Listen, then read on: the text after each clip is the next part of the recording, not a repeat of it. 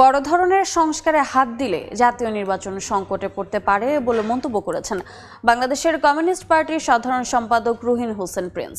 সকালে জাতীয় সংসদের এলডি হলে ঐকমত্য কমিশনের সঙ্গে বৈঠকে বসে সিপিবির প্রতিনিধি দল। সেখানে কমিশনের সহসভাপতি অধ্যাপক আলী রিয়াজ বলেন, ভবিষ্যৎ বাংলাদেশের পথরেখা নির্ধারণ করতেই জাতীয় ঐকমত্য কমিশন কাজ করছে। বলেন, গণঅভ্যুত্থানের পর রাষ্ট্রের কাঠামোগত পরিবর্তন সুনির্দিষ্ট করা ও বাস্তবায়ন করাই কমিশনের লক্ষ্য। সিপিবির সাধারণ সম্পাদক রুহিন হোসেন প্রিন্স বলেন, এখন পুরো ঐকমত্য করা সম্ভব নয়, যতটুকু করা যায় ততটুকু করেই নির্বাচনের দিকে যেতে হবে।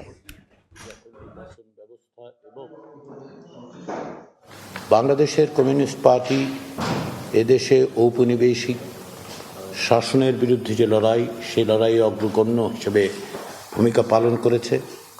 বাংলাদেশে গণতান্ত্রিক সংগ্রামকে অগ্রসর করে নিয়ে যাওয়ার জন্য সবসময়ই ভূমিকা পালন করেছে।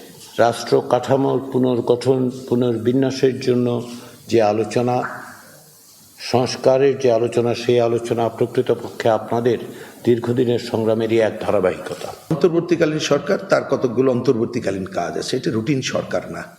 আমরা বারবার বলে এসেছি যে অন্তর্বর্তীকালীন সরকার রুটিন কাজের বাইরে যদি অনেক বড় কাজে হাত দিয়ে দেয়, তাহলে তার জন্য এটা কঠিন হয়ে যাবে।